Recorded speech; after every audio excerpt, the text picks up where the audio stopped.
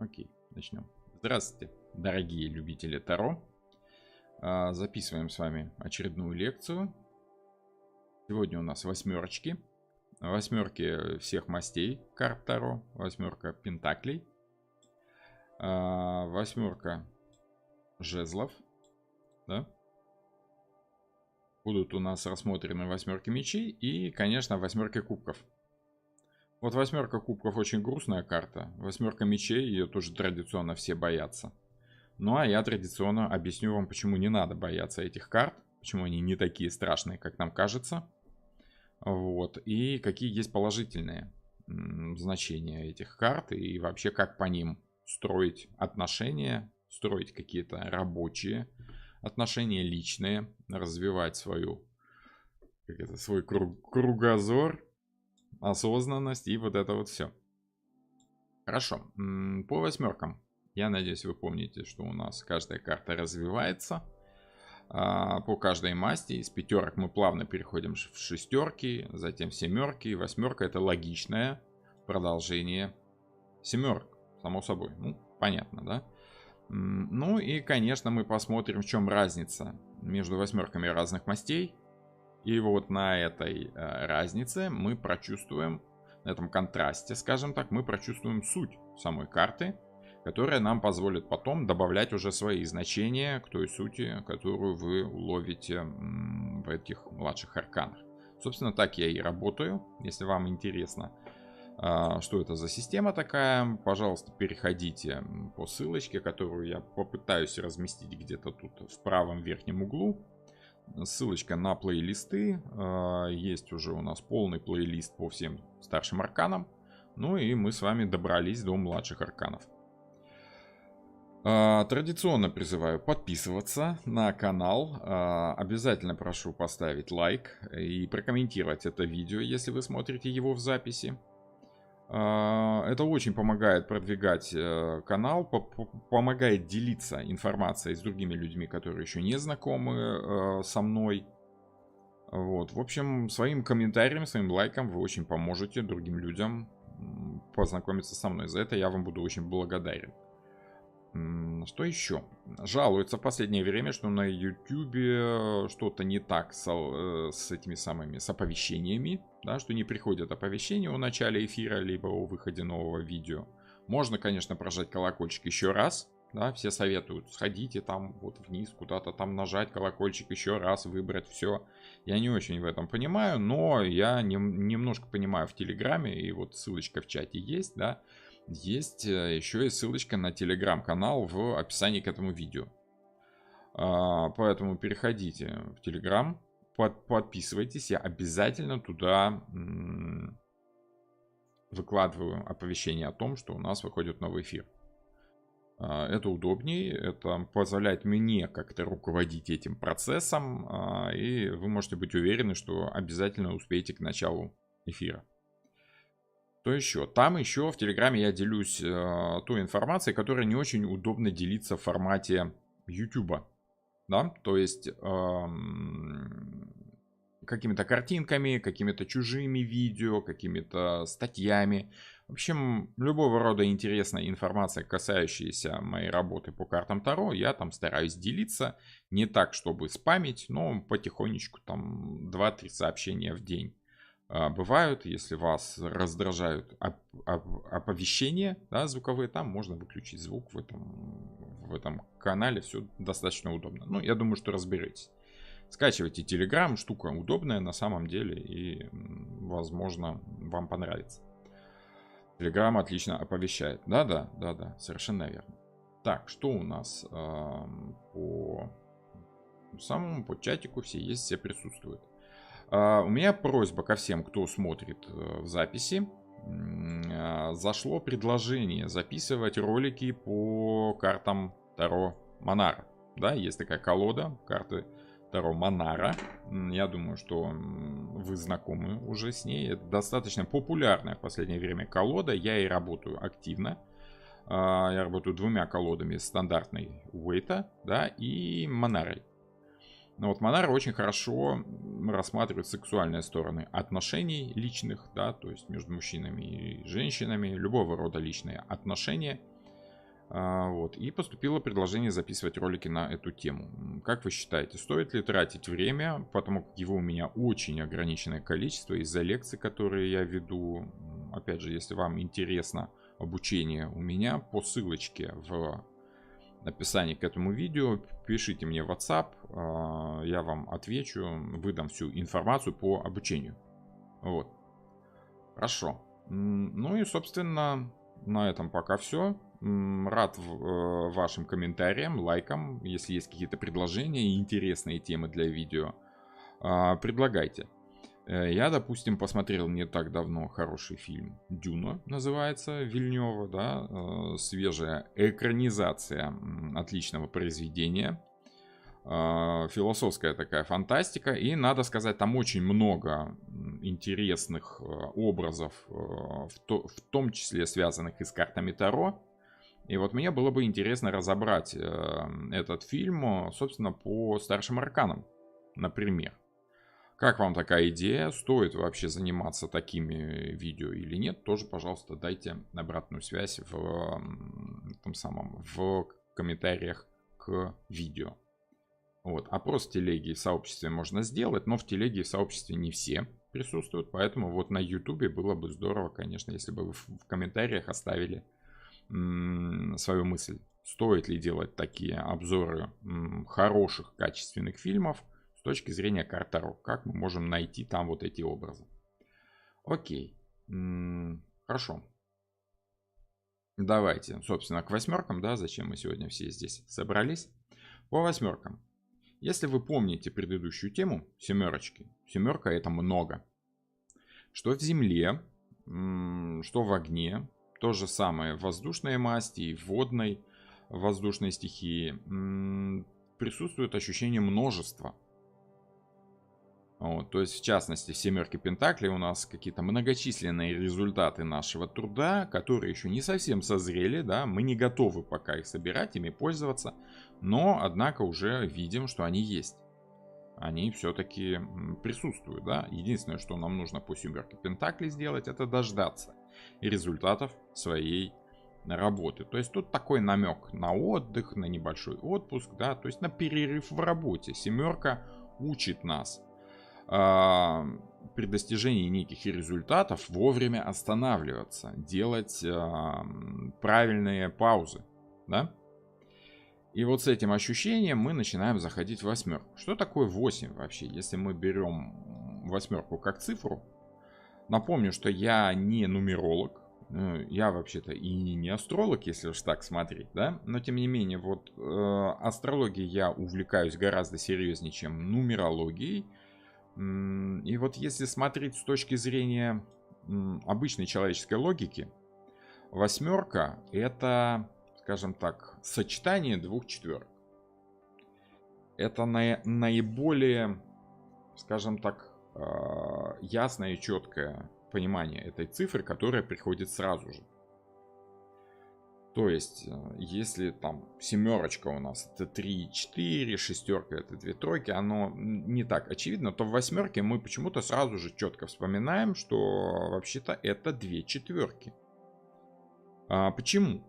Потому как стабильность у нас стоит на 4 ногах, да, мы помним с вами, что в четверках есть ощущение некой стабильности, замороженности такой, если в негативе, да, постоянства и сохранения чего-то важного. Подсознательно человеку четверка как что-то постоянное представляется достаточно очевидным ощущением. Почему? Потому что человек еще не так давно ушел от животного мира, и на 4 точках опоры находиться гораздо удобнее, комфортнее. Да? Если мы спотыкаемся, мы тут же ощущаем эти 4 точки опоры. На руках и на ногах чувствуешь себя чуть-чуть увереннее. Кошки, собаки, любые животные, да, передвигаются у нас на 4 конечностях. И подсознательно для нас это достаточно устойчивое ощущение. А вот по восьмерке у нас идут 2 четверки. Помните, как в этом самом, в мультфильме про Масленицу, да? Пока ты на своей лошади, раз, два, три, четыре, Масленица на своих двоих, раз, два, раз, два, раз, два. Но что такое восьмерка? Это можно сказать, как это, в ритме вальса. И раз, два, три, четыре, раз, два, три, четыре. Вот эта четверка, повторяемая 2 раза, ощущается нами как некий ритм уже. И если четверка сама по себе ощущение стабильности, то повторение 2 этих ощущений дает нам уже некий ритм. Раз, два, три, четыре, раз, два, три, четыре, раз, два, три, четыре. Уже есть ощущение ритма, повторяемости, цикличности событий неких, которые можно, скажем так, ощутить целиком. Что у нас идет по восьмерке пентаклей? Человек сидит и работает. Да? Он ловит это ощущение, он ловит ритм работы, но уже теперь правильный ритм работы. Почему? Потому что в семерке он понял, когда нужно остановиться вовремя. Он уловил этот момент, когда нужно оторваться от работы, сделать небольшой перерыв, отдохнуть, с тем, чтобы впоследствии снова вернуться к работе. И вот когда вы поймали этот рабочий ритм, когда вы чувствуете это в своей работе, вот это раз, два, три, четыре, пауза, раз, два, три, четыре, пауза, раз, два, три, четыре. То есть, когда мы нашли вот этот рабочий ритм, мы начинаем в самом деле чувствовать, что у нас чередуются моменты активности и моменты пассивности. Моменты, когда нужно активно включиться в работу, и моменты, когда нужно запасать и восполнять ту энергию, которую вы тратите на эту самую работу. Очень остро этот момент чувствуется после отпуска, допустим, да, когда вам нужно войти снова в этот рабочий ритм, и вы чувствуете, что первая неделя как-то не очень, вторая уже получше, на третью неделю вы уже входите в рабочий ритм и снова чувствуете себя вот как налаженный механизм, который работает, вот этот паровоз, который едет по рельсам. Тутук-тутук, тутук-тутук. Да? Вот. Человек получает удовольствие от той работы, которую он делает. И фокус внимания восьмерки пентаклей лежит как раз на удовольствии от этой самой работы. То есть человек что у нас делает? Чеканит монеты. С одной стороны, он как бы делает работу. Он зарабатывает себе деньги на пропитание, чтобы там и прочее, прочее. Ну, ясно, зачем нам деньги нужны, да? Для поддержания стабильности существования в этом мире. С другой стороны, фокус внимания карты сосредоточен на том процессе, которым он занимается. Он занимается любимым делом. Ему нравится эта работа, потому что он уловил этот рабочий ритм, он ловит кайф от этого рабочего ритма. Он сосредоточен на том, что он делает, он не деньги себе зарабатывает, он чеканит монетки.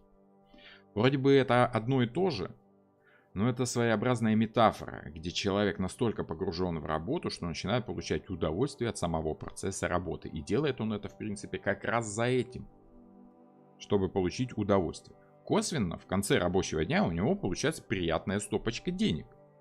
Как бы, ух ты, еще и деньги заработал за то, что мне и так нравится делать. В итоге, по итогу, в восьмерке мы ловим кайф от работы и понимаем, что деньги не самое главное, хотя и очень важное.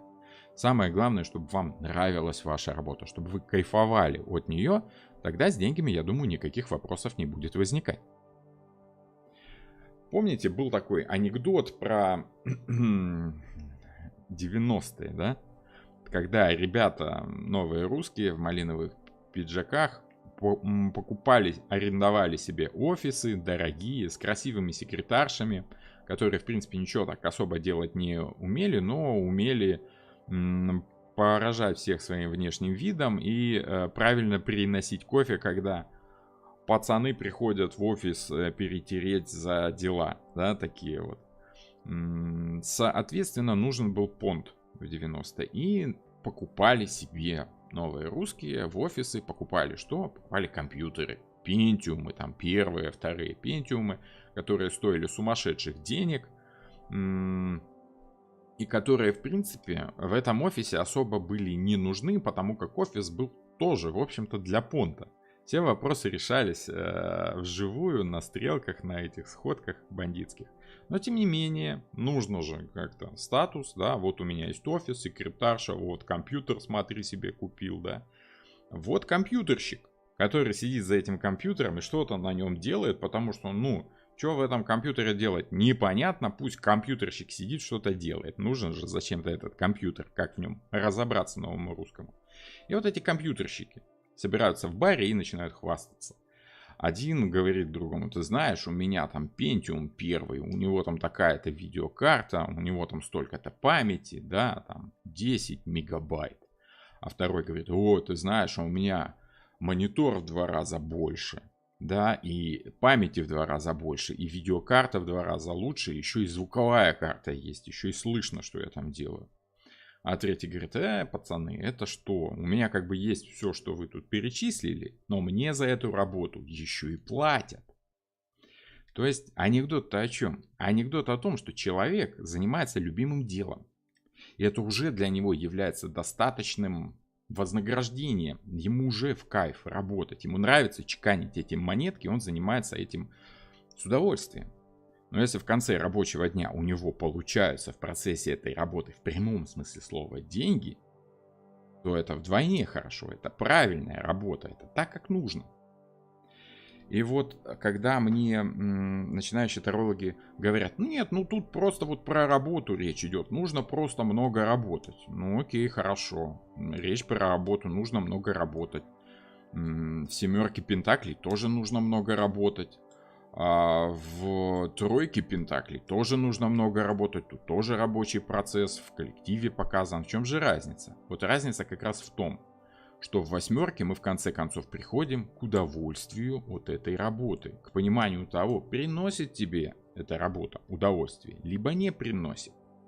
Либо ты туда только ради денег приходишь. И вот без правильного рабочего ритма поймать, что тебе нравится, а что тебе не нравится, очень сложно. Допустим, я знаю, что на YouTube снимать ролики мне нравится, допустим, да? Но в какой-то момент, когда я беру слишком высокий темп, потому что YouTube требует, нужно снимать ролики там чуть ли не каждую неделю, обязательно. Это вот очень помогает стабильность и постоянный ритм, на самом деле, вот на YouTube очень важен, стабильность выхода видео. Но у меня не всегда хватает времени.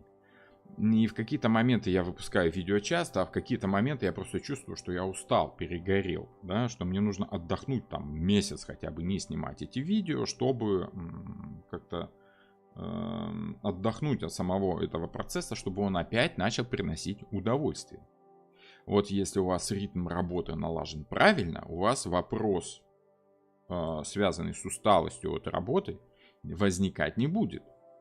Вы будете четко чувствовать, что вы вовремя правильно отдыхаете, вовремя правильно принимаетесь за работу, напрягаетесь в нужные моменты, расслабляетесь тоже в нужные моменты. По 8 пентаклей очень важно делать то, что тебе нравится тогда, когда ты можешь это делать. Но когда чувствуешь, что удовольствие начинает уходить, нужно делать паузы, перерывы и заниматься чем-то другим. Да, выйти перекурить хотя бы 5 минут, пообщаться с коллегами. Сделать перерыв на выпить чаю, на выпить кофе. Все это очень важно, все это очень нужно для того, чтобы сохранить правильный ритм работы. Иначе, если вы полдня будете как сумасшедший вкалывать, да, вы сделаете всю работу, потом полдня будете сидеть, выдохшись, просто потому что вы не можете больше ничего делать, вы слишком устали за эти полдня. И никакого удовольствия от работы, конечно, получать не будете. Вот это очень важно. Скажем так, 8 пентаклей — это ощущение игры, радости от того занятия, которым вы занимаетесь, которое еще и приносит вам деньги. Можно сказать, что в этом случае человек понимает, что то, чем он зарабатывает деньги, может быть для него приятным. Иногда по этой карте идет обратное ощущение, но тоже очень схожее по результатам. То, что вам просто нравится делать, вы грамотно монетизируете и понимаете, что ваше любимое занятие вам еще и деньги начинает приносить, да? Это вот как было у меня с картами Таро. У меня был какой-то свой магазинчик, я работал на разных рабочих местах, в разных сферах жизни, но было у меня увлечение вот этими картами Таро, и я потихонечку ими тоже что-то делал, да, люди ко мне приходили, задавали вопросы, но это не было моим основным источником дохода. Но когда я понял, что вот это удовольствие выходит на передний план моей жизни, что все больше и больше времени нужно посвящать тому, что мне нравится, я решил как-то в конце концов делать это хорошо, профессионально. И через некоторое время начал это делать. И вот тогда я уловил, что вот в самом деле, если я буду заниматься тем, что мне нравится, оно будет приносить мне деньги. Вот. Процесс очень похожий, просто с разных сторон люди подходят к воплощению идеи восьмерки пентаклей. Основная идея восьмерки пентаклей — это практически физическое удовольствие от того, чем вы занимаетесь. Поэтому, если человек приходит к вам на работу устраиваться, а вы смотрите всех новеньких с помощью карт Таро, допустим, если у вас такое увлечение, да, то по этой карте мы можем с вами понять, что, ага, человек, который пришел к нам на работу, ему эта работа в самом деле нравится. Он в самом деле любит свою работу, получает от нее кайф, удовольствие и благодаря этому может найти правильный темп, правильный рабочий темп, влиться в эту работу, правильно в нее заходить, правильно выходить на выходные, и вот этот рабочий темп раз, два, три, четыре, раз, два, три, четыре будет сохраняться у него на протяжении того времени, пока он будет у вас там работать. Вот. Что эта карта может значить собой в отношениях? В первую очередь, физические пентакли говорят о физической стороне, о материальной стороне отношений между двумя людьми. Материальная имеется в виду не столько финансовая, сколько как раз физическая. Да? Между мужчиной и женщиной всегда присутствует секс в отношениях. Это база, это основа. Об этом нужно помнить. Это тоже очень важно. Интерес в чем? Интерес в том, что отношения должны нравиться на физическом уровне. В постели все должно быть достаточно регулярно. Это правильный темп. Я не имею в виду частный случай, единичный, да, скорее это правильная частота, с которой нужно, собственно, осуществлять эту сексуальную сторону отношений, да.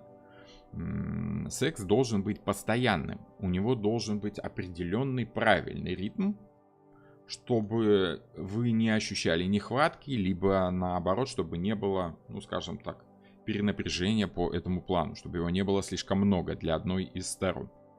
И если вы чувствуете, что частота отношений сексуальных у вас нормальная, ровная, нужно помнить еще и о качестве, обращать внимание на то, чтобы просто нравилось. Если выпадает эта карта в отношениях, чаще всего это говорит о том, что секс является самой важной частью отношений, что ваш партнер сосредоточен на этом. Вот. И это неплохо. По прямой карте это хорошо, конечно. Это дает базу для продвижения отношений дальше. Это создает крепкий, скажем так, фундамент для развития отношений дальше. Перевернутая карта в негативе говорит скорее о том, что человек слишком сосредоточен, слишком зациклен на удовольствиях, не думает о последствиях. Слишком ему важна повторяемость и слишком важна конкретно физическая сторона отношения, он иногда может погрузиться в нее слишком глубоко. Забыть о том, что вообще-то есть еще и духовная сторона отношений. Вот. Это тоже важно помнить. Так.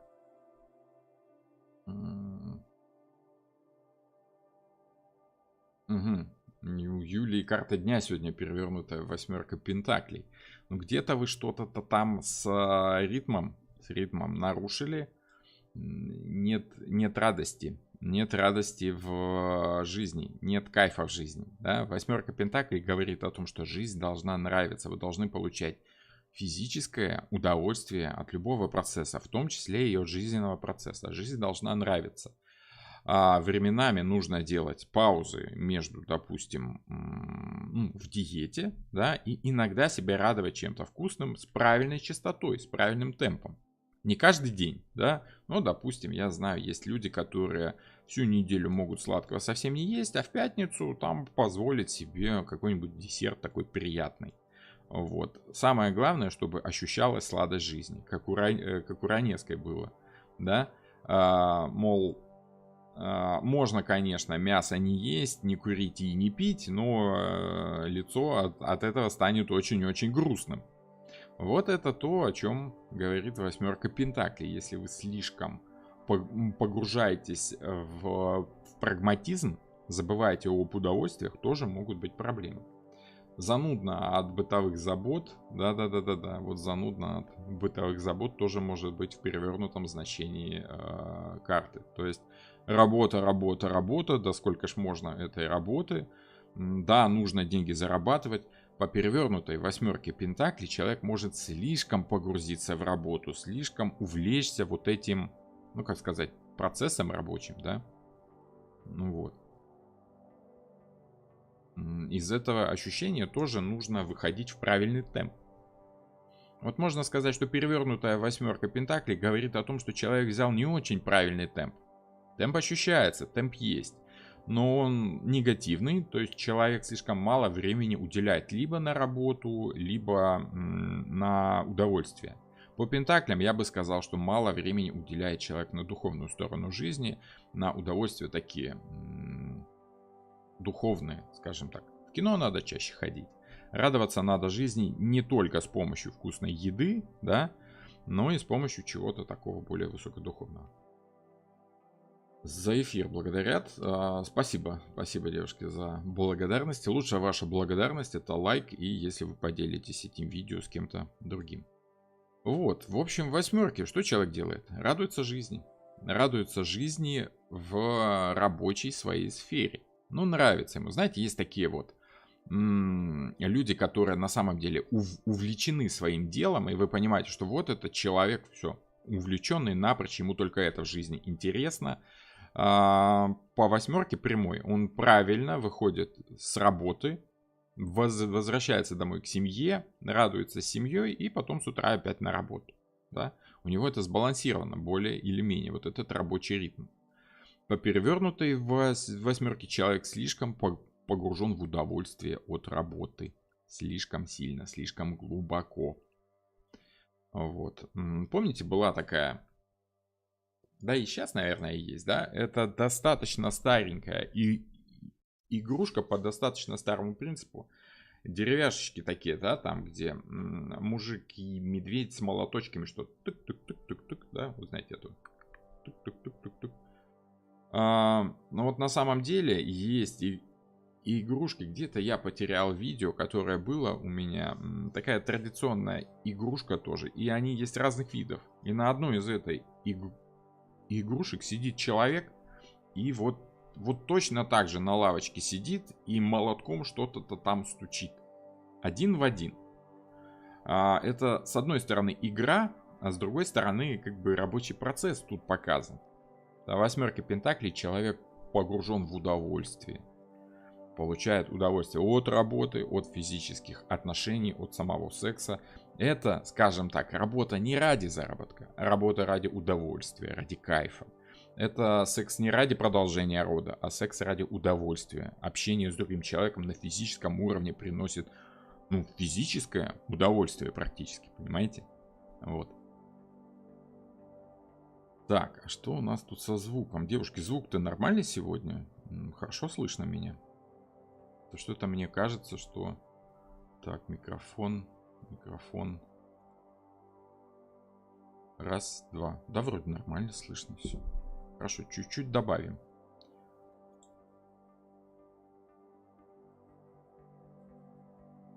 Вот так немножко добавим. Да, будет немножко поярче звук. Я надеюсь. Звук отличный. Тут уже работа на автомате, как бабушка вяжет. Бабушке нравится процесс. Понимаете, это как медитация такая, но активная медитация, да, вы вовлечены в рабочий процесс, и вам приятно это. Бабушка вяжет не ради того, чтобы связать внуку этот самый свитер. Бабушка вяжет, потому что ей нравится сам процесс вязания, ей нравится вязать, да. Вот это да. Увлеченное погружение в процесс. Вот, да, оно самое. Вот такая восьмерка Пентаклей. И вот там очень остро чувствуется, знаете, это вот как укачивает, приятное укачивание такое, да, бабушка, которая вяжет, она еще и в кресле качалки качается, да, это вот то же самое, вот как человек с молоточком, тюк-тюк-тюк-тюк, так и бабушка тоже, раз, два, раз, два, у бабушки просто более медленный ритм. Слышно хорошо, музыка громковата. Что же вы сразу не сказали, музыку приберем. Окей. С восьмеркой пентаклей, я думаю, разобрались, да? Более подробно какие-то вопросы конкретных значений я рассматриваю обычно на своих лекциях рабочих, практических, которые мы проводим в группах. Ну, там уже обучение платное, там столько времени и сил уходит, что за даром я это предлагать никак не могу. Опять же, нужно как-то от работы получать и финансовый какой-то итог. Поэтому, если вам интересно обучение, в описании есть контакт, WhatsApp, пишите мне, и я вам сообщу, что и как у меня по обучению. Опять же, есть видео по набору групп, там тоже все эти детали, нюансы есть. Хорошо, едем дальше. Как у нас ритм ощущается в восьмерке жезлов? Тут еще более четкое ощущение ритма, потому что у нас все эти жезлы, они летят, как это сказать, параллельно в одном направлении. Мы чувствуем, что вот одно, потом второе, потом третье. Если бы они просто лежали кучей, да, помните, как в пятерке. В пятерке там вот смешались кучу кони-люди, да, где у нас? Вот у нас пятерка. Смешались кучу кони-люди, все оно такое, каждый сам себе, каждый отстаивает только свой интерес. В восьмерке у нас есть ощущение направленности процесса, да, потому как, смотрите, Уэйт вместе с Памелой Колман-Смит нарисовали эту карту, в которой отчетливо видно движение, отчетливо ощущается целенаправленное движение в какую-то одну сторону. Все эти жезлы направлены в одну сторону. То есть можно сказать, что это уже одно желание, которое повторяется регулярно. Да?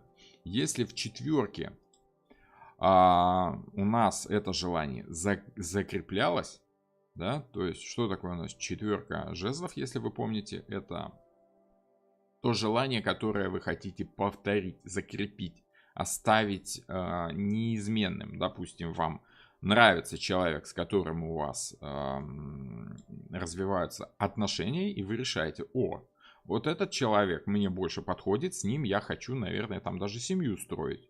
И вы закрепляете его в своей жизни. Желание к этому человеку остается постоянным. Поначалу в молодости вы встречались с разными партнерами, вам было интересно прощупать разных людей, понять, кому вы подходите, кто подходит вам. В общем, шел такой процесс отбора, да, по четверке этот процесс фиксировался. Вот он мужчина, вот он мне нравится, давайте на нем остановимся и посмотрим, что там дальше будет в браке, допустим.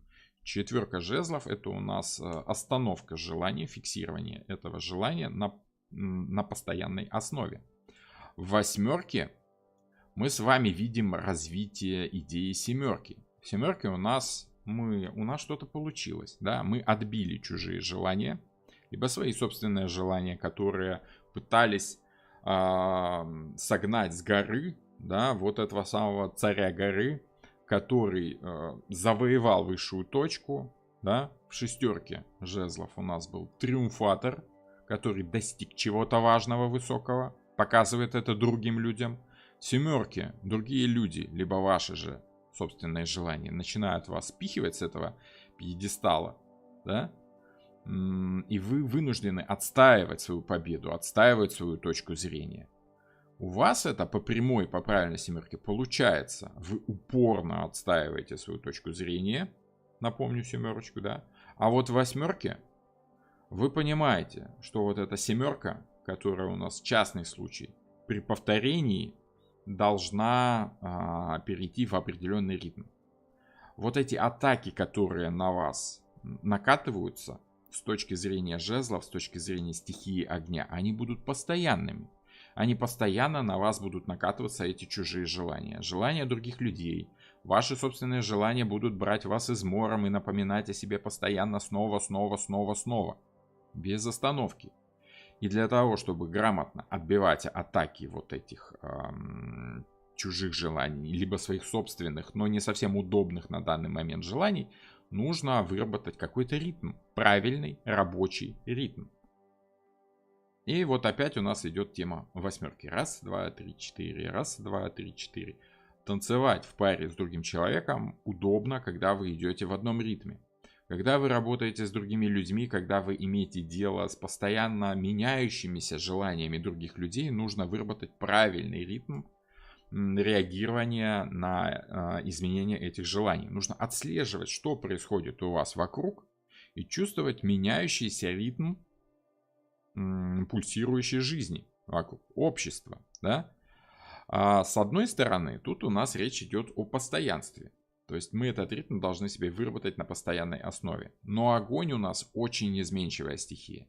И по восьмерке жезлов у нас идет постоянное изменение чужих желаний.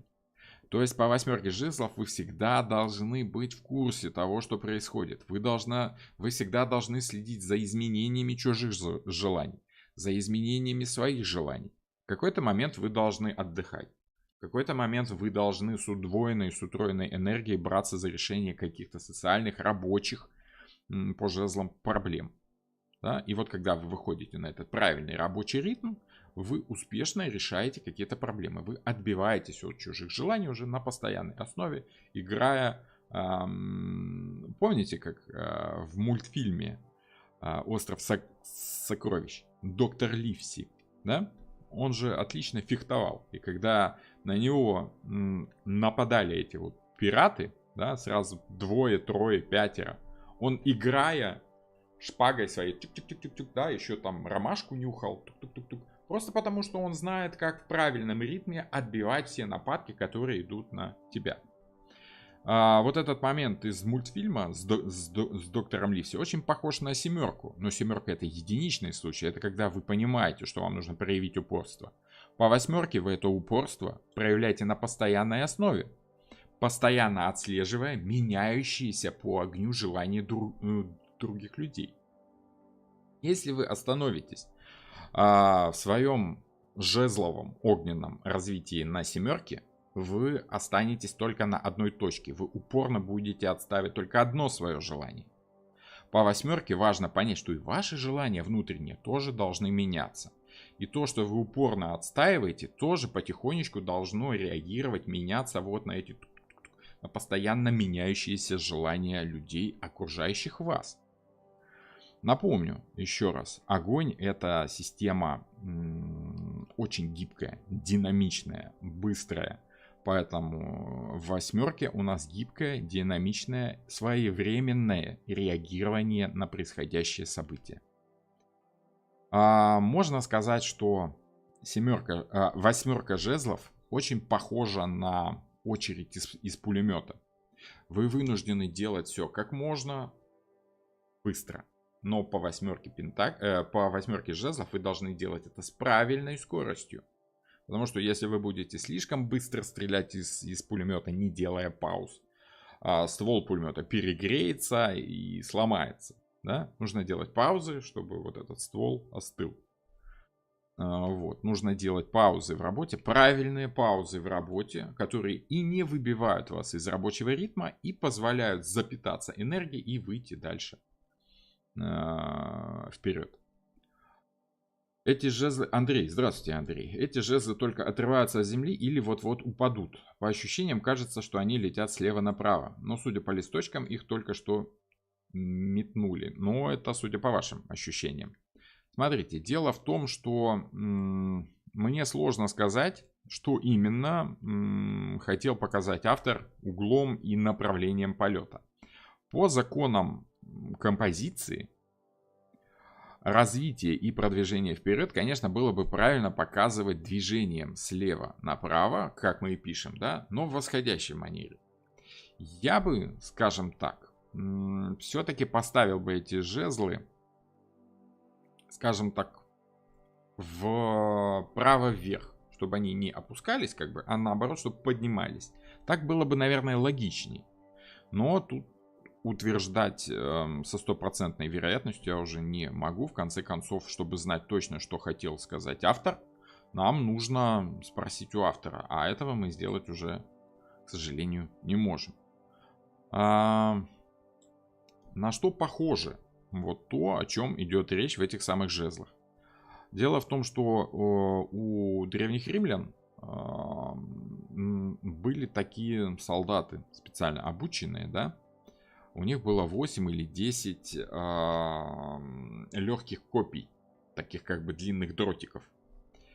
И они не то чтобы на постоянной основе бросали эти дротики. Вот у тебя этих 8 дротиков, ты их 8 все бросил, они у тебя кончились. И как бы что делать дальше? На самом-то деле это были меченосцы, которые пользовались мечами. Но у них были еще и дротики, которые они должны были в определенный момент бросить правильно. И потом уже дальше орудовать всю битву мечом, основным своим оружием. Так вот, эти дротики бросать нужно было в определенный момент, в правильный момент. Когда сходятся два войска, ты должен поймать момент, когда твои противники приблизились на расстояние броска и бросить как раз в правильный момент. Потому что если вы начнете бросать эти дротики слишком рано, они упадут ближе, не попадут в противника. Если вы начнете бросать эти дротики слишком поздно, противник, который тоже чувствует это вот расстояние броска, с расстояния броска воины начинали быстро бежать, чтобы как можно быстрее пробежать эту опасную зону дротиков. И вот вы должны были 8 дротиков эти бросить в ограниченное количество времени, в ограниченный момент времени, не раньше и не позже. Среагировать вовремя. Ну и плюс считалось, что искусным воином был не только тот, кто мог далеко бросить, но и тот, кто мог бросить эти дротики так быстро, чтобы когда первый был еще в воздухе, 8 только-только взмыл в воздух. То есть вы должны были бросить последний дротик тогда, когда первый еще не успел коснуться земли. То есть быстро, вовремя и с правильным ритмом. Вот знаете, схватил, бросил, схватил, бросил, схватил, бросил. Это должно быть отточенным и идти в правильном режиме. Раз, два, три, четыре, пять, шесть, семь, восемь. Раз, два, три, четыре, пять, шесть, семь, восемь. Вот это ощущение карты. Когда вы входите в этот рабочий ритм, вот вы понимаете, с какой скоростью нужно работать. Вы понимаете, с какой скоростью нужно реагировать на все те изменения, которые у нас в социуме по огню всегда происходят. Поэтому 8 жезлов — это реагирование на социум, реагирование на изменения вовремя, с нужной правильной скоростью. По перевернутой карте тут скорее вы чувствуете этот ритм, но вы его взяли не совсем верно. Вы слишком рано начали реагировать, либо слишком поздно. Вы чувствуете, что нужно вплетаться в этот рабочий ритм, в эту рабочую суету, вот, но не совсем успеваете это делать. То же самое и в отношениях личных. То есть вы должны понимать, что желания вашего партнера постоянно меняются. Все время что-то происходит, все время как-то желания вашего партнера растут, изменяются, развиваются. И вам нужно успевать подстраиваться под изменения желания вашего партнера. Есть такая тема, достаточно спорная и острая, да, это месячные циклы женщин. Да, вот по 8 жезлов. Жезлы, опять же, это огонь, связано с кровью в алхимии, да, в этих стихиях. Это правильный ритм изменения работы внутренних органов, так скажем. Это изменение желаний, это изменение настроений, изменение страстей по жезлам, да. И вот нужно вовремя реагировать на изменения ритмов своего собственного тела. А они есть у каждого человека, что у мужчины, что у женщины. Я, допустим, при всем том, что сложно привести какие-то научные доводы на изменение настроения, допустим, моей жены, я реагирую уже чуть-чуть заранее. То ли потому, что это вошло в подсознание, я уловил за 25 лет совместной жизни вот эти циклы изменения настроения моей жены. Я тоже, у меня примерно с той же периодичностью, скоростью у меня меняется настроение. И раз в месяц, раз там в 20 сколько-то дней я не отслеживаю и не записываю. Но мне порой бывает тоже так, я раздражен, я реагирую бурно, просто потому что я пытаюсь подстроиться под меняющееся настроение своей жены. Вот. Тут нет в этом ничего такого сексистского, да, просто, ну, как-то так за 25 лет, наверное, уловить вот этот ритм можно. Вот как-то так. Жезлы вот-вот приземлятся. Но это уже, смотрите, это точка зрения личная. Может быть приземляться. А может быть они только-только взмыли. Может быть они слева направо, справа налево летят. Да. Может быть слева направо и уже падают. Тут сложно сказать. Мы не видим, откуда их бросили, не видим, куда их бросают. Но, по крайней мере, это те самые изменения, на которые нам намекает еще и пейзаж. Да? Текущая река — это всегда символ текущих изменений. Все течет, все изменяется. Понимаете? Переходим с одного берега на другой, мы попадаем в другой мир, в изменяющийся мир. Вот, плывем по реке, пейзаж у нас меняется. Мы вроде бы ничего не делаем, а пейзаж меняется. Да? Вот намек на изменения в этой карте. Что у нас по пентаклям? Постоянный рабочий ритм, через который вы начинаете получать удовольствие от самого процесса. Кайф от работы на физическом уровне, который вам помогает находить нужный ритм рабочий. Тут у нас изменение желаний, ваших собственных. Желания вашего партнера, клиента, начальника, подчиненных, всего чего угодно. Родственников. И вы чувствуете, что жизнь течет, жизнь меняется, нужно вовремя реагировать, чтобы успевать вовремя. Вот у нас восьмерочка жезлов. По перевернутой карте вы просто не тот ритм взяли. Ритм ощущается, ритм должен быть, но вас этот ритм выводит из себя. Допустим, вот на том же самом YouTube, вот эта восьмерка жезлов меня очень сильно вымораживает от того, что YouTube, обязательная тема.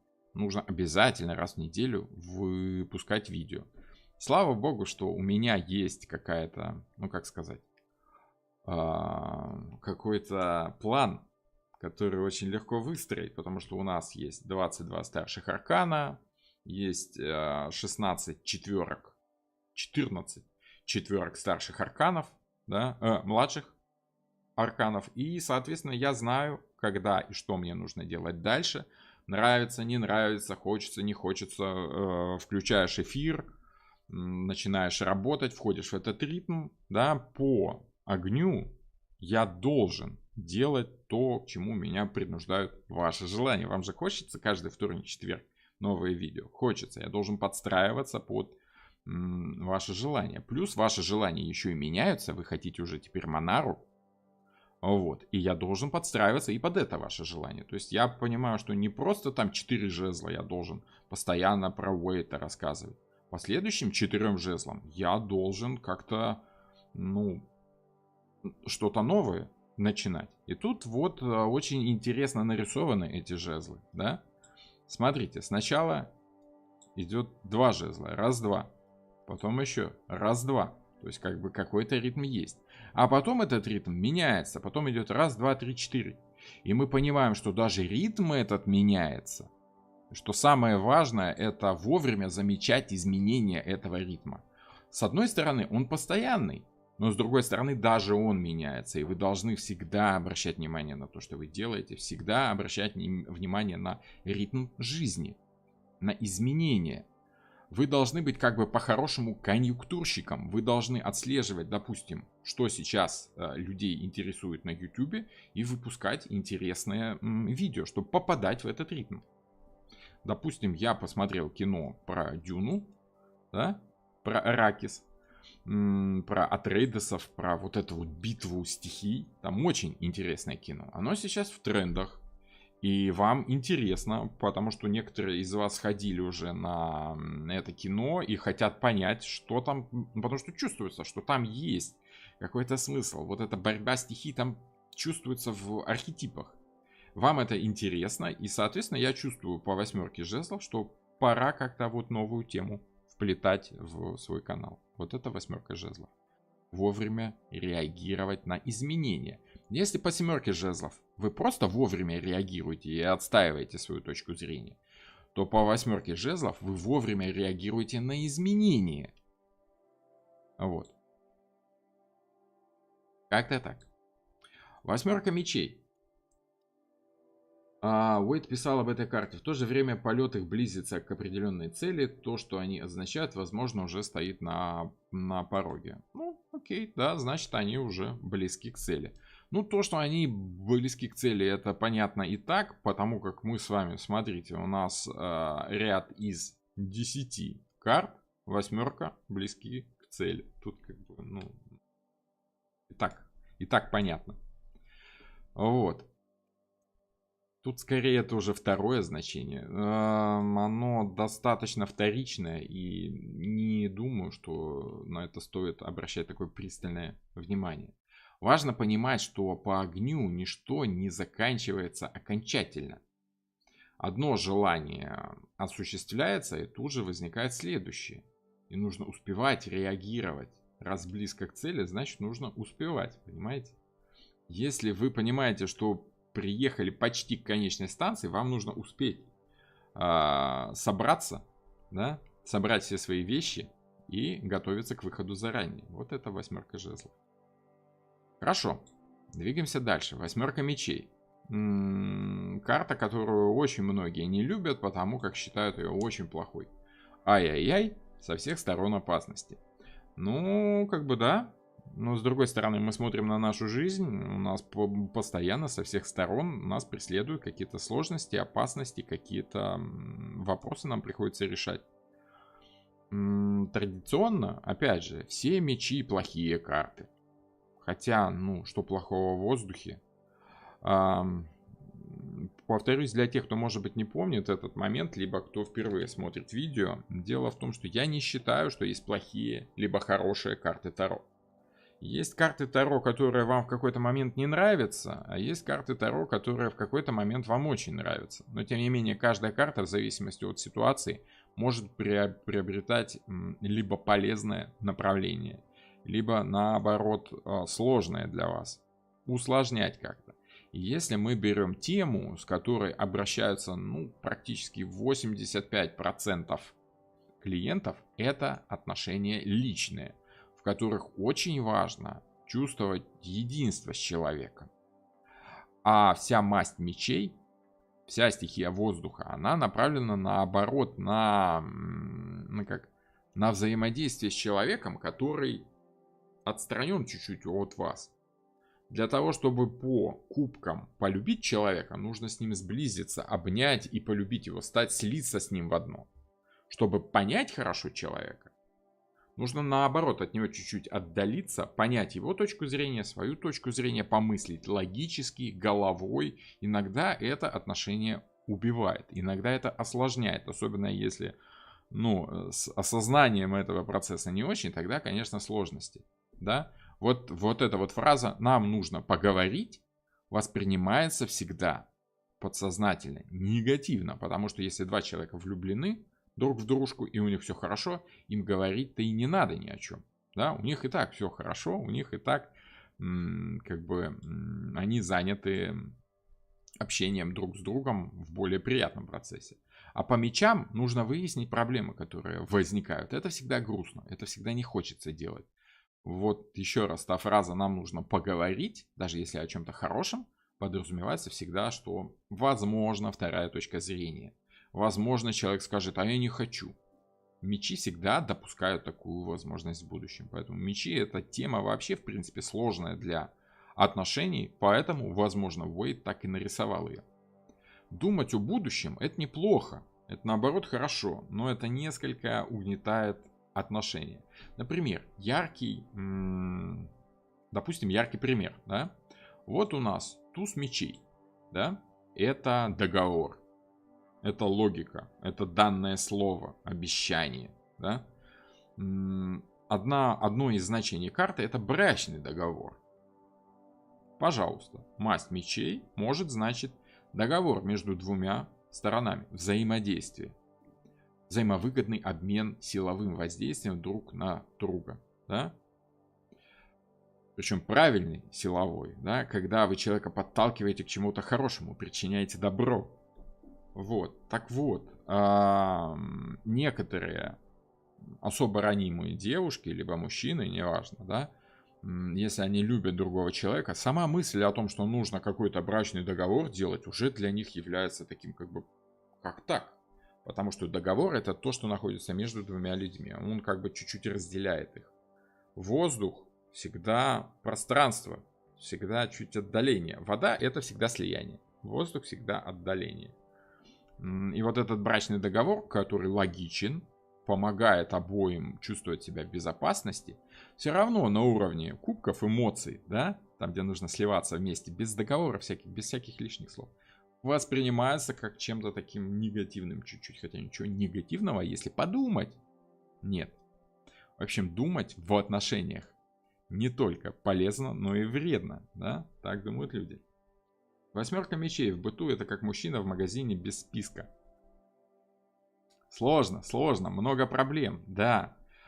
Для меня, знаете, что вот это восьмерка мечей, помните, в мультфильмах, фильмах очень часто показывают сцену, когда забегаешь где-то там в пещеру, да, и вокруг тебя начинают падать сталактиты. Тук-тук-тук, и ты бежишь, и они там за тобой падают вокруг, и ты уворачиваешься, проскальзываешь. Или вот вчера мы с женой включили фильм 2012, да, о том, как там взрывается вулкан, и главный герой уезжает на машине, уворачиваясь от падающих вот этих камней огненных с неба, да, вот тоже очень похожая ситуация, где нужно увернуться, решить все проблемы. Вот. И по восьмерке мечей идет как раз это ощущение, что вокруг много проблем. Потому что меч — это силовое воздействие. Это то, что вам нужно обдумать и сделать, чтобы решить свою проблему. Проблема — очень громко сказанное слово. Да? Например, по восьмерке мечей я часто предлагаю людям понять одну очень простую истину. Вся наша жизнь — это череда проблем, которые мы решаем. Если вы улавливаете удовольствие от решения этих проблем, тогда жизнь представляется вам не чередой проблем, а чередой приятных действий, потому что мечи и воздух — это действия. И они должны быть приятными, мы должны решать эти проблемы по мере их возникновения. Например, захотела моя жена сходить в кино. А у меня тут работа выше крыши, у меня этих мечей навалом везде, да? Нужно и это видео, и эту идею для видео обработать, и это видео снять, и то, и сё, и пятое, и десятое, и много всего нужно. И для меня это сложная, сковывающая меня ситуация. Нужно найти время сеанса, найти кинотеатр. Нужно купить билеты. Нужно выяснить, правильные ли билеты я купил и подходит ли этот сеанс моей жене, потому что она тоже занята. Нужно понять, на чем мы туда едем. На личном транспорте, либо на общественном.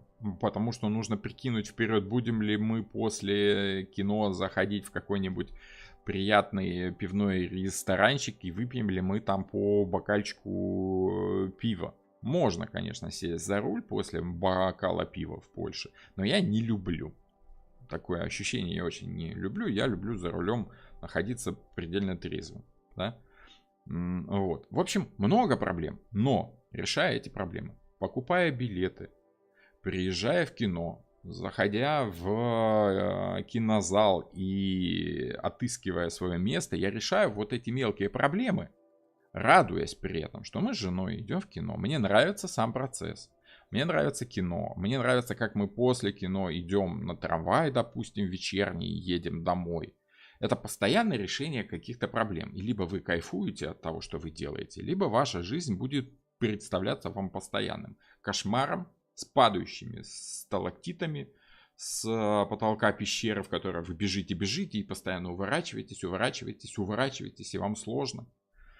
В общем, восьмерка мечей. Что значит? Я думаю, что я передал вам это ощущение, да? Две такие вот разницы. Первое, вот то, как я иду в кино и решаю какие-то мелкие проблемы, которые в процессе решения доставляют мне удовольствие от жизни. Либо второе, как вы бежите, уворачиваетесь от проблем, решаете и то, и то, и то. Нужно и это успеть, и это, и это. Это перевернутое значение. Вот это ощущение вот этих карт, решать проблемы нужно в правильном ритме. Лучше всего тогда, когда они требуют своего решения. Да? Правильное решение в восьмерке — это решение проблем в правильном порядке. На эту карту я еще предлагаю моим ученицам такой вот образ из притчи. Созвал старый отец своих сыновей, дал им веник, сказал: ломайте веник. Старшие два сына ломали этот веник, гнули через колено и так пытались, не могут сломать веник, но он же толстый. Младший брат что сделал? Развязал этот веник и по одному прутику раз. И вот смотрите, как у нас тут связана женщина. Нет, чтобы просто руки были связаны. Она завязана, как этот веник. Уэйд, конечно, знал эту историю, эту притчу, и мне кажется, он именно вот на это сделал намек. Что стоит нам начать по прутику, по одной проблеме, одну за одной. Не стоит хвататься за все проблемы сразу и решить все проблемы сразу. В семерке мы поняли, сколько проблем мы можем решить за один раз, сколько проблем у нас остается нерешенными. Да? Множество проблем в семерке мечей дают нам понимание того, с каким количеством проблем мы можем справиться. Если же их больше, чем то, с чем мы можем справиться, решать их нужно по очереди, спокойно, постепенно, по мере поступления проблем. Решайте эти проблемы. Развязывайте вот ту веревочку, к которым связан этот веник, вот эта самая женщина, да, она тоже такая, как бы вот у нее одежда так в виде веника чуть-чуть, замечаете? И просто-напросто решаете по одному прутику, раз. Есть еще очень хороший образ, когда женщина идет вот по болотистой местности, а мы с вами видим болотистую местность. Вы заметили, да? Как вы идете по этой болотистой местности? Заметьте, вот тут у нас есть зеленая кочка, тут есть желтые какие-то, есть какие-то правильные места и неправильные места. Для того, чтобы правильно пройти по болоту, нельзя по нему бежать, как лось по кукурузе. Нужно аккуратненько, пробуешь ногой, если кочка твердая, переступаешь. Потом ищешь следующую кочку, если кочка твердая, переступаешь. Потом следующую. В правильном таком неспешном ритме по восьмерке мечей, по быстрой масти, по быстрой стихии воздуха мы должны немножко замедлить свой ритм, уловить правильный ритм решения наших проблем и решать эти проблемы по мере их возникновения. Вот. Когда мы пытаемся решить сразу все, у нас руки связаны, мы не можем сразу все решить. Но если мы выбираем что-то одно, мы развязываем себе руки для решения одной проблемы, потом второй, потом третий, четвертый, пятый. Как нам выбрать правильное решение проблемы? Ну, во-первых, один меч стоит у нас впереди. Уже очевидно, с чем нам придется иметь дело. Остальные позади. Что мы с вами делаем? Мы правильно выбираем нужное решение проблемы. Следующие ждут своей очереди. Как же нам правильно выбрать этот меч, проблему, с которой нужно начинать решение, да? Очень просто. У нее глаза завязаны. Она не знает, она не может все это просчитать, потому что 8 это больше, чем семерка. Семерка это уже много мыслей. Восьмерка это слишком много мыслей. Это понимая, что обдумать все ты не в состоянии. Поэтому просто решаешь проблемы по мере их возникновения, выбирая проблему первую для решения подсознательно, интуитивно, с закрытыми глазами. Ну, та, которая ближе, ту и решаешь. Которую проще решить, берешь и решаешь. Вот, как-то так. Понимаете? На самом деле все очень просто, если понимать, зачем тут глаза завязаны, почему руки связаны, почему она идет по болотистой местности, почему один меч впереди, остальные позади. Вот очень красивая, очень хорошая карта, чтобы понять, как решать проблемы по восьмерке мечей. по очереди, постепенно, в правильном ритме, в правильном порядке. Вот и все.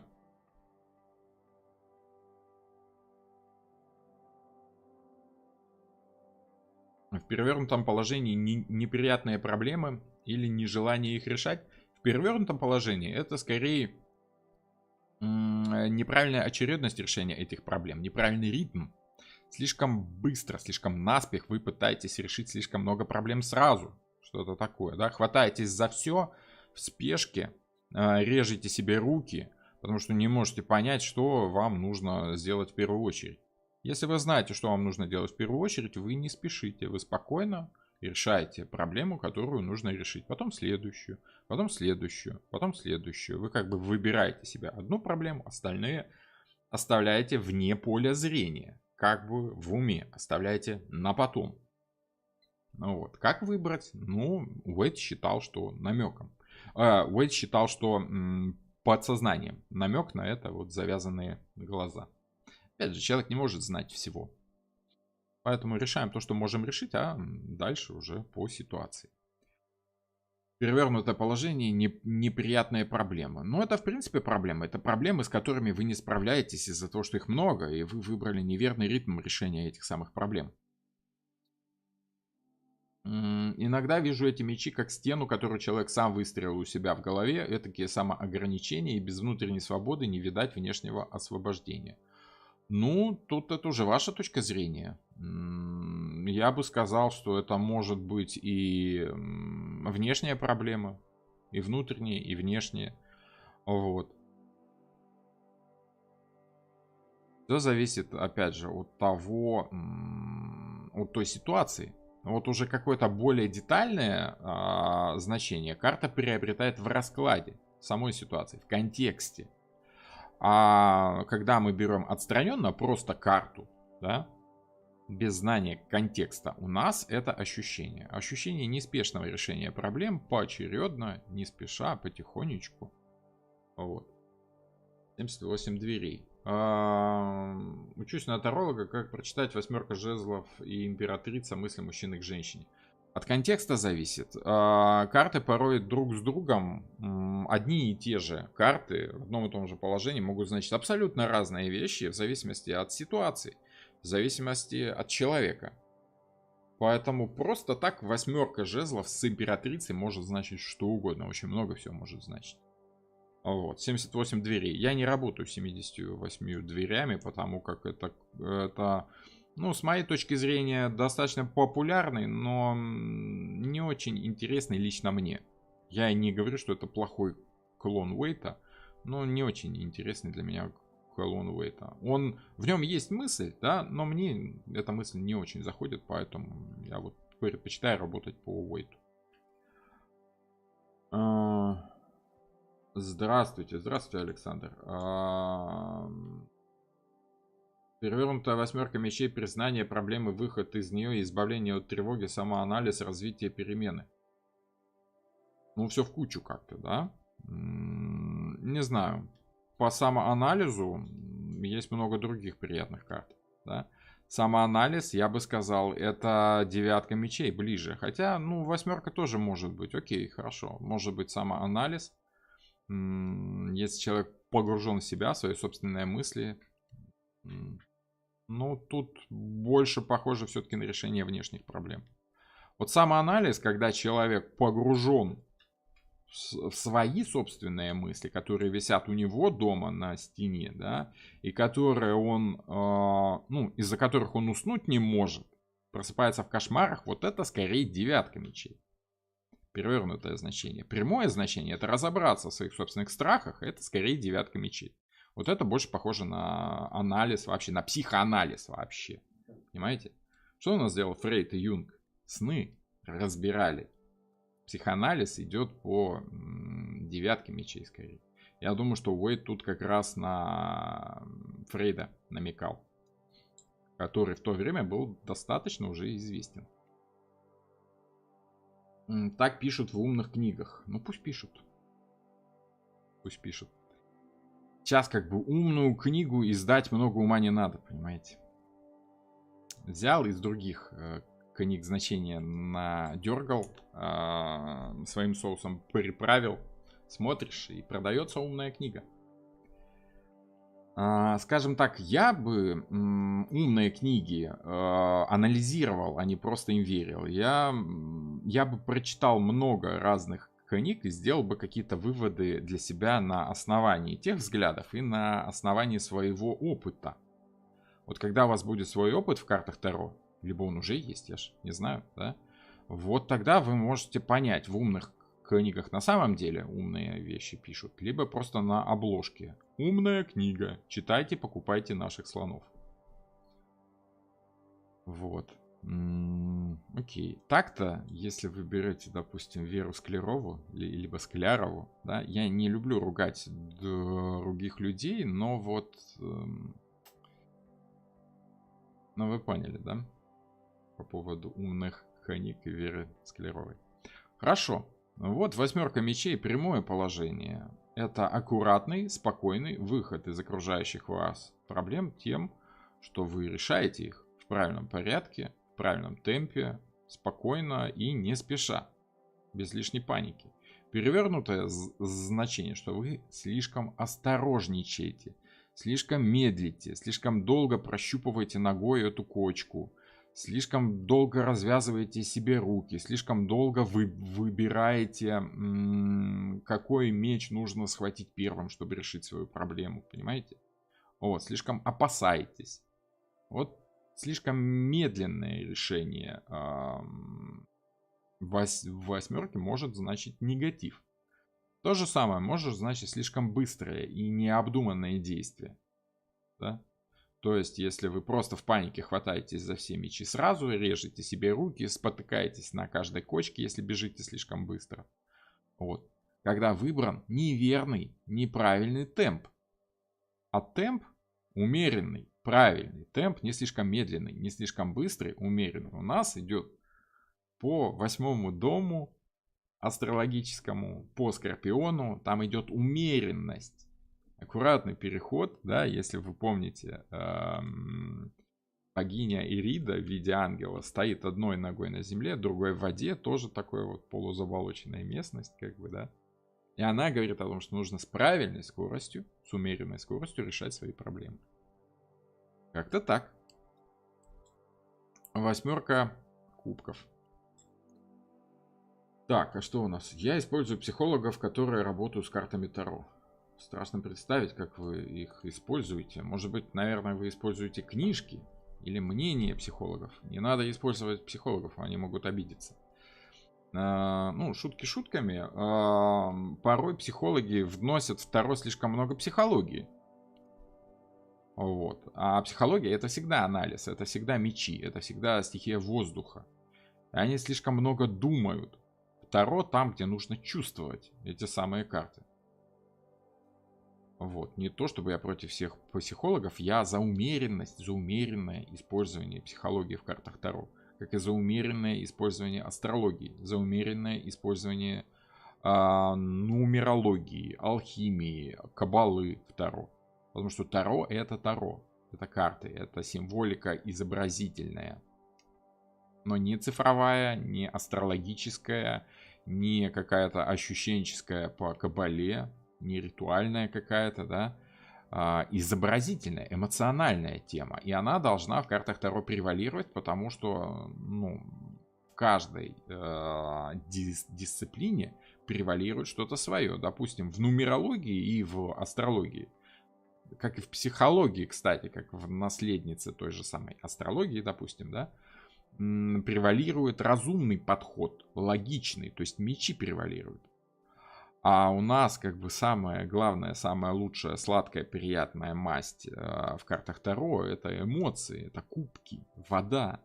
И вот вода в картах Таро превалирует, является как бы главной мастью. Вот. Потому что, погружаясь в карты Таро, мы погружаемся в эмоции в первую очередь. И все наши остальные карты окрашены в любом случае нашим эмоциональным восприятием того образа, который предоставлен на всех арканах, понимаете? Вот. А в психологии самое главное является логика. И вы поневоле, рассматривая карты Таро с помощью психологии, вы будете отталкиваться от логики, а не от интуитивного чувствования. И вот тут очень важно соблюдать умеренность. Я и не говорю, что вообще этого делать не надо. Я говорю, что это нужно делать аккуратно, осторожно, не спеша, вот по этой самой 8 мечей. Как-то так. Так, глоточек чая сделаю, прошу прощения.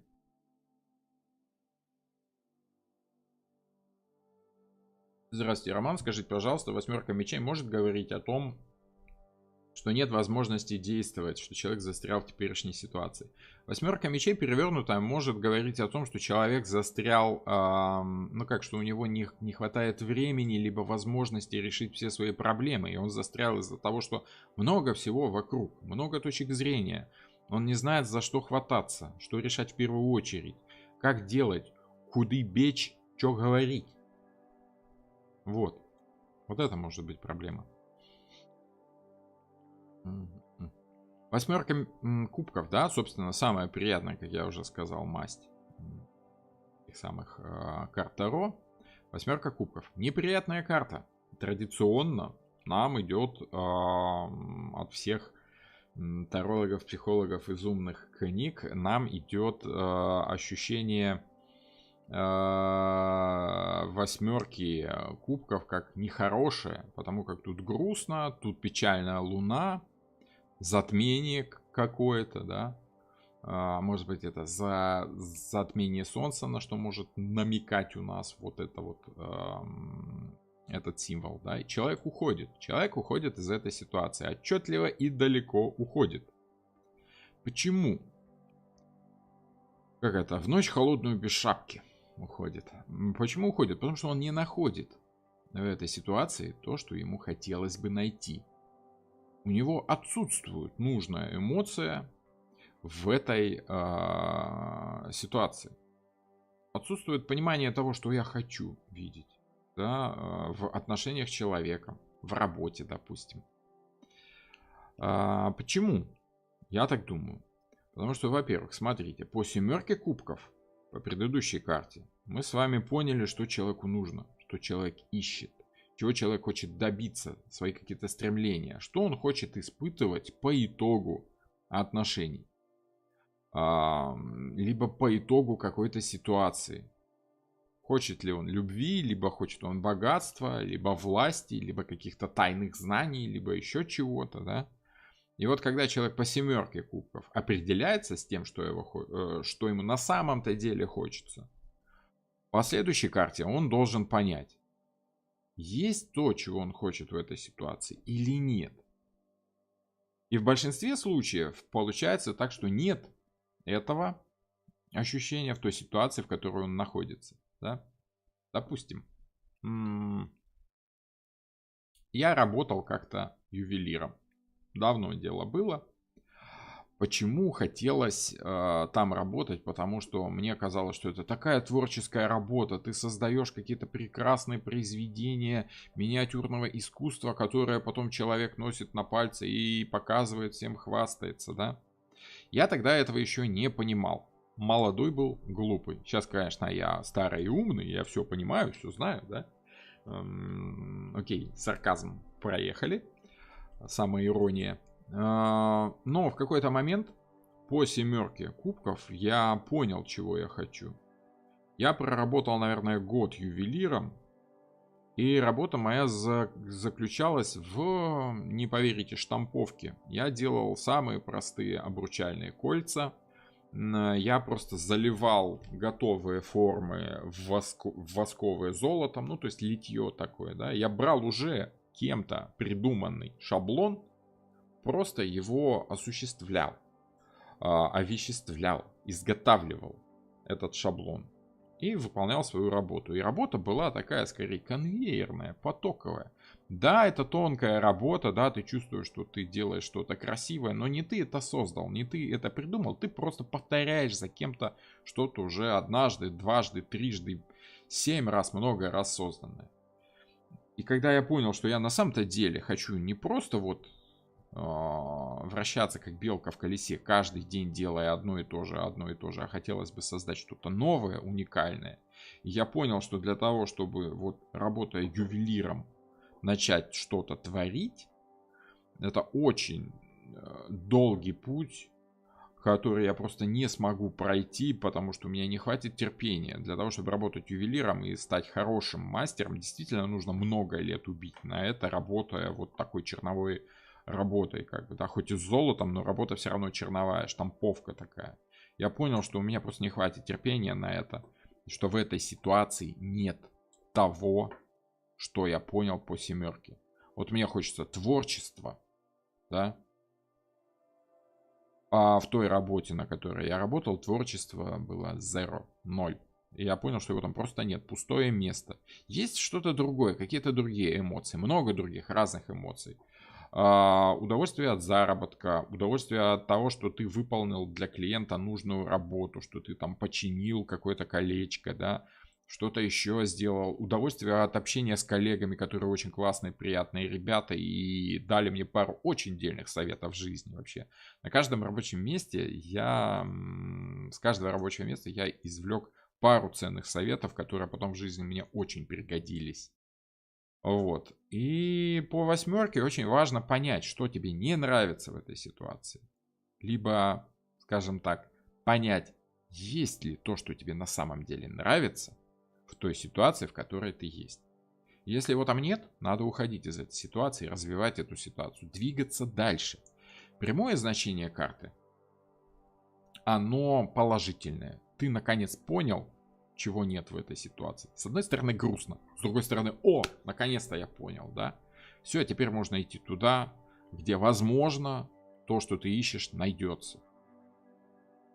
Но если ты завяз в этой ситуации, не можешь уйти, не можешь бросить, то и будет в этой карте, как в анекдоте том, да.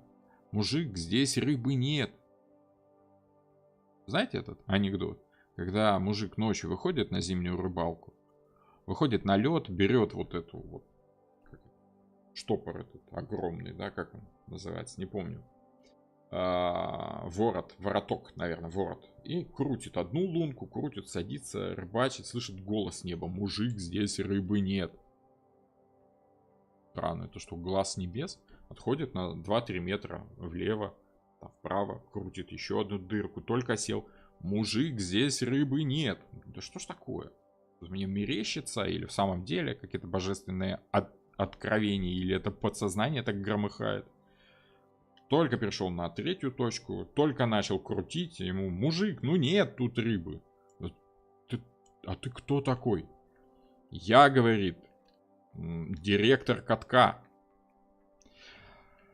Если вы поняли, что вы ловите рыбу на искусственном катке, и в ваших отношениях нет той любви, которую вы ищете, и взяться ей там неоткуда, самое лучшее, что вы можете сделать по восьмерке кубков, это правильно вовремя выйти из отношений из этих, пока они вас не засосали.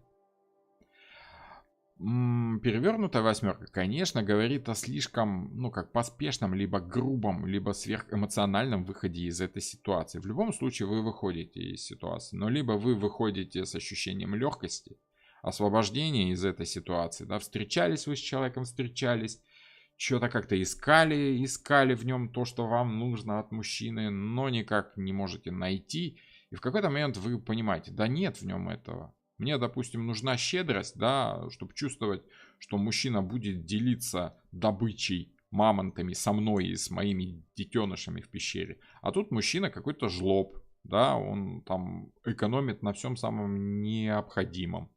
И вот эта эмоция, ощущение того, что человек разделяет с тобой самое дорогое, что у него есть там на материальном уровне, неважно. Когда ты понимаешь, что вот этого в нем нет, и оно появиться не может, тогда спокойно собираешь вещи, уходишь из этой ситуации с ощущением легкости и освобождения от той ситуации, которая не приносила тебе ожидаемого эффекта. Да? Это вот с этим радостным ощущением человек уходит с катка, понимая, что там рыбы нет, там нет смысла тратить время. Ой, ну хорошо, что я понял, что тут рыбы нет. Спасибо тебе, дорогой директор катка, что ты вовремя мне показал, что тут у нас рыбы нет. Понимаете, вот по этой карте. Нет, пустое место. Нет любви в отношениях, ну зачем они нужны? С одной стороны грустно, с другой стороны есть радость осознавания того, что, слава богу, вовремя понял, еще не успели подать документы в ЗАГС. Слава богу, что вовремя поняли. Вовремя. В правильном темпе. Понимаете? Восьмерка кубков одна из самых любимых и позитивных карт для меня. Обожаю. Расставание так же прекрасно, как начало отношений. Правильное расставание. Я соглашусь с вами. За одним уточнением, что расставание должно быть правильное. Если вы расстаетесь с чувством, что вы сделали все друг для друга в этой жизни, расстаетесь с друзьями и помните все то светлое, хорошее, что у вас там было с человеком в постели, допустим, либо еще что-то, то впоследствии остается только светлое и теплое чувство. Окей, хорошо. Нам приятно с тобой было вместе. Пока. Увидимся там в следующей жизни, допустим, или еще в чем-нибудь. Вот, или как-нибудь будешь пролетом в нашем городе, заходи, да.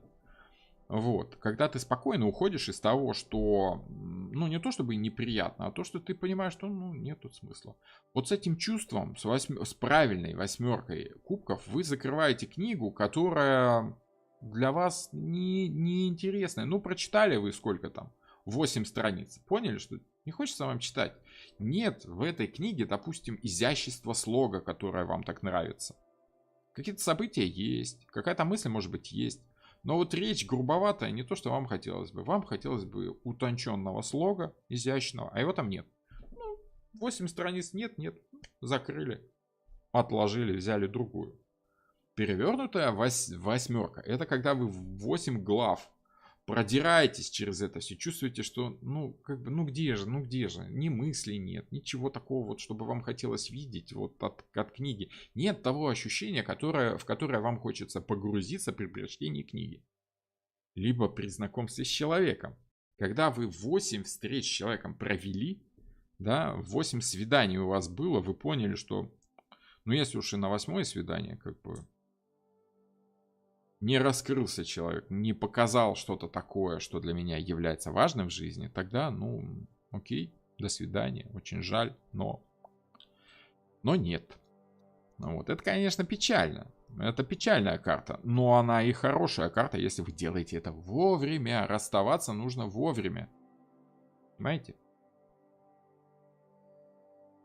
Несовпадение интересов и приоритетов может быть в отношениях. Скорее, несовпадение итогов.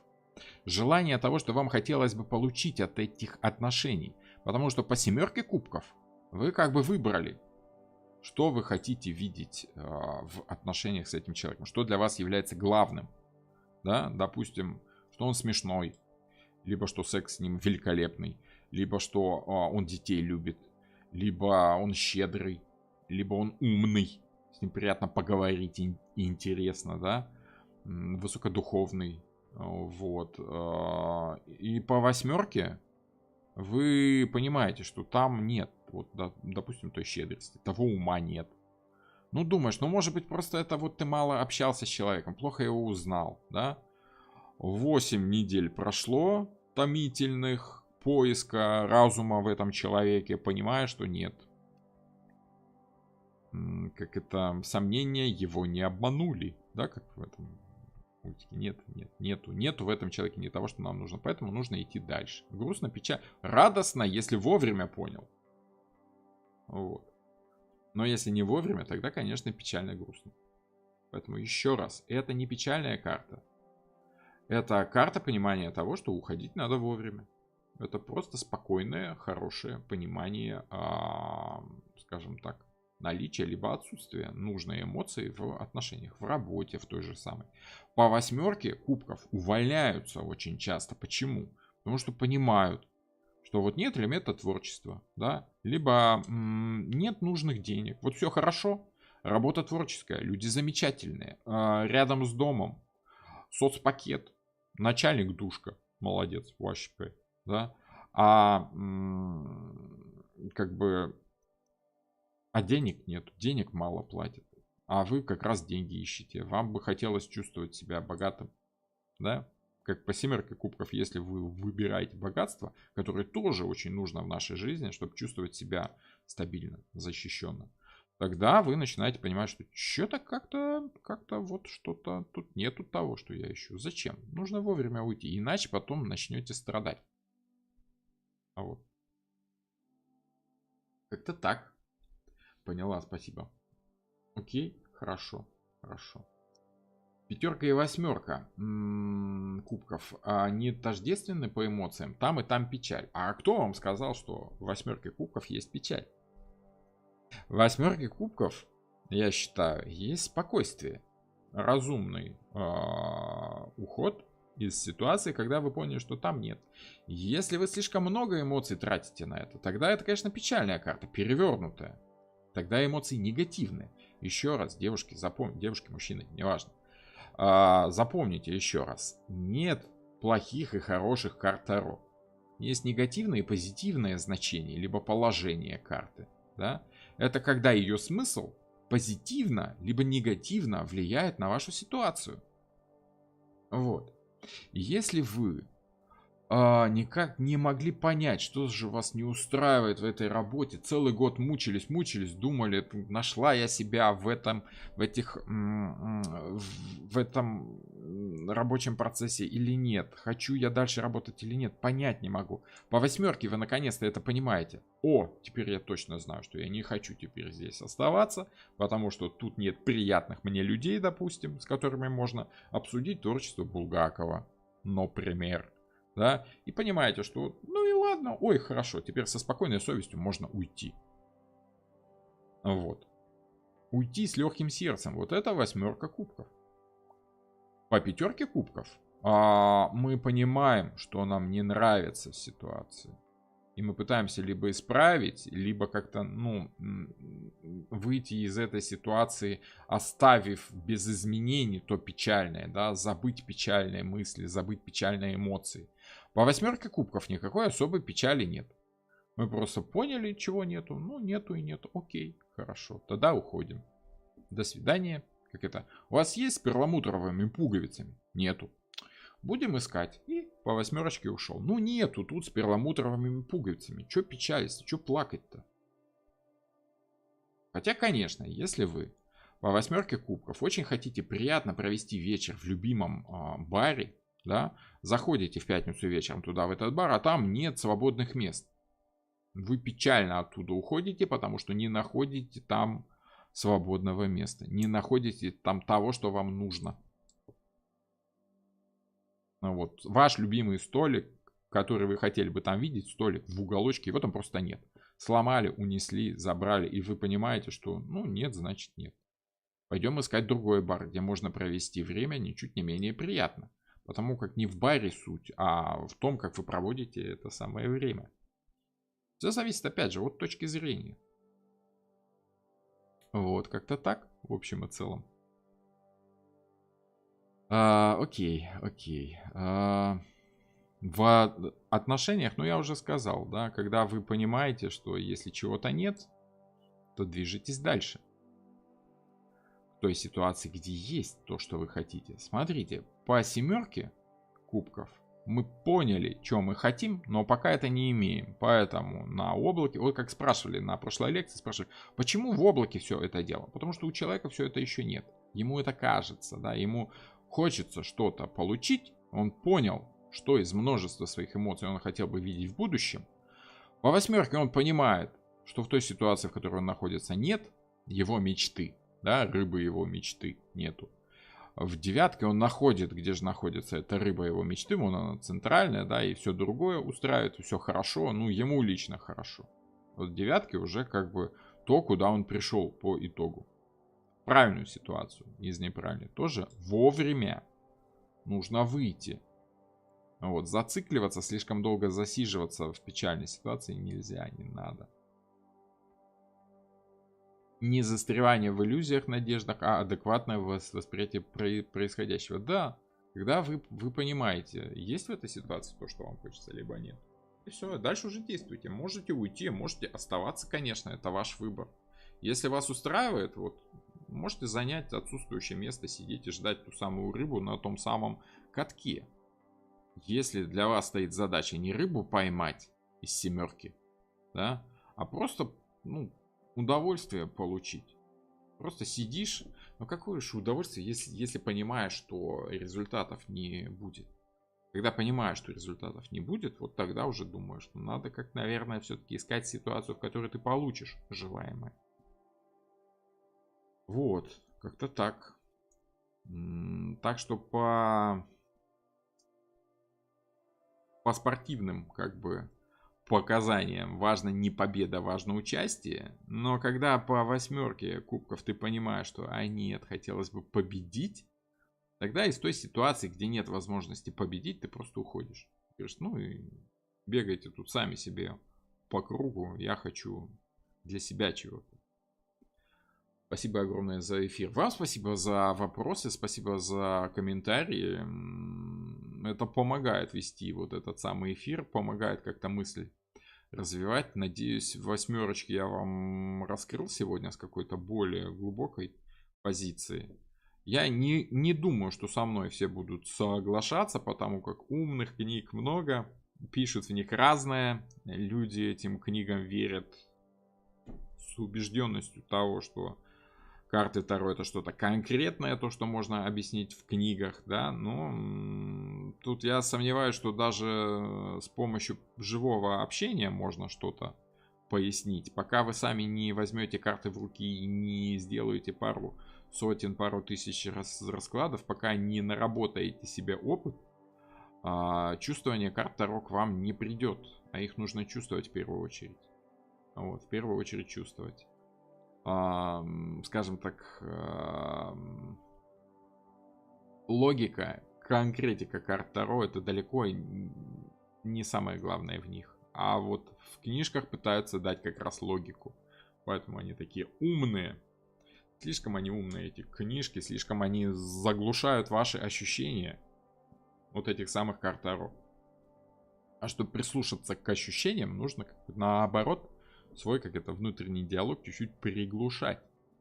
Просто прислушиваться к ощущениям от карты, а не только вот логика.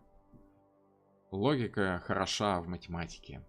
А карты Таро это не наука, это чувственное переживание. Это практически искусство. Искусство, как это, предсказание, да? Пусть так будет.